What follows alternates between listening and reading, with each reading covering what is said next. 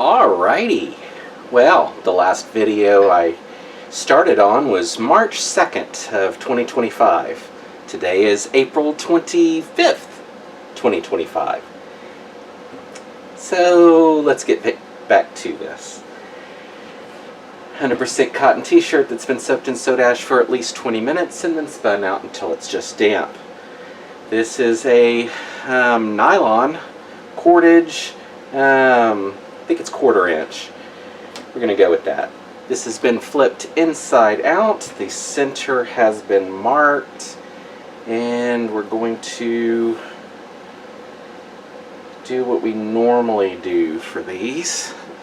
Flip the sleeves inside each other. So how have y'all been in the past, what, almost 6 months? I guess it will be 6 months by the time the video comes out. Or longer, if I decide to forget about it or something. I actually have another one that I tied up. It's like a seashell looking thing. It's been sitting there since March. That's the one I started on and then just kind of, I don't know, got distracted or something. Anyway, let's finish doing this.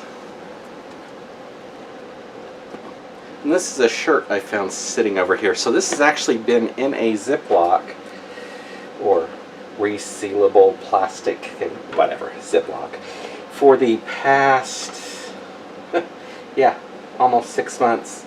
And it's still damp.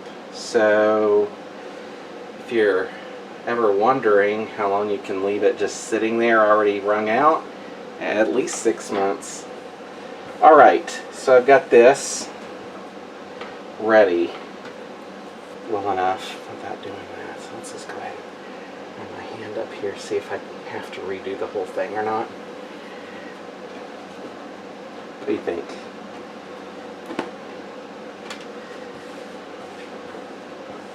Hey, that back wall is off by like 1/4 of an inch or so, but otherwise it's okay. Okay. Now I did go with man-made, so like nylon or polyester or whatever this is, so it shouldn't absorb the dye. Then on top of that, once it started, I'm going to go to the side.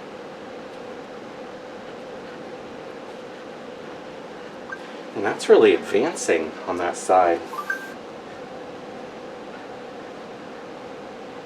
I'm going to rubber band this. Okay, my scissors are missing too. What makes that odd is I literally just used them.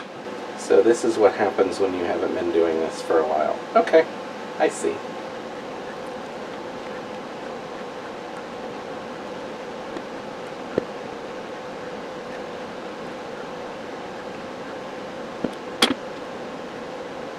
Alright, so we have this left down here. I guess they just disappeared. Okay, whatever. This I'm not sure about. I think it's... I considered just dyeing it this way, but I don't think that'll work well. So, probably shouldn't have tied that off.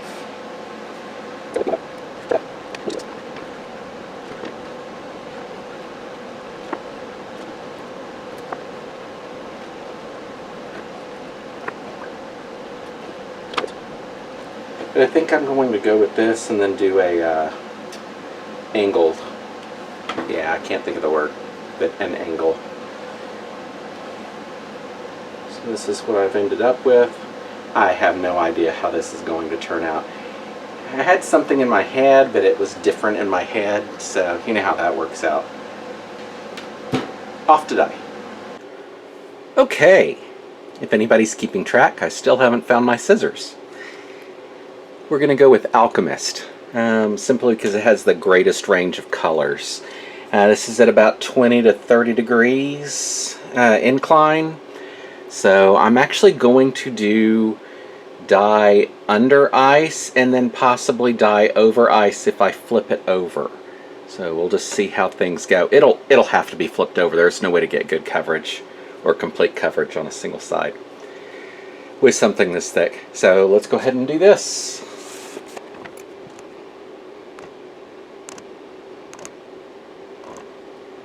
Oops.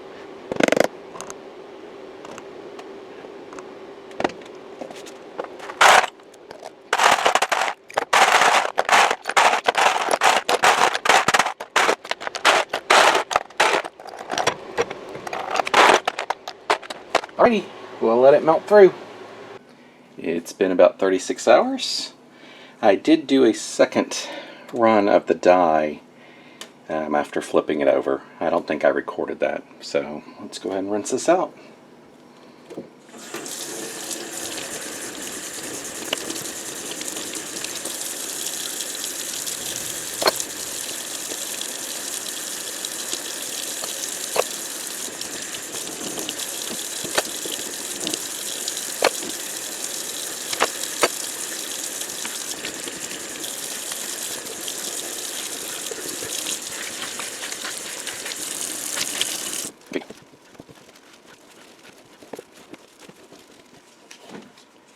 So this is what we're looking at so far.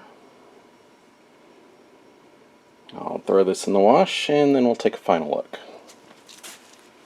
For those curious, I still have not found my scissors. I don't know.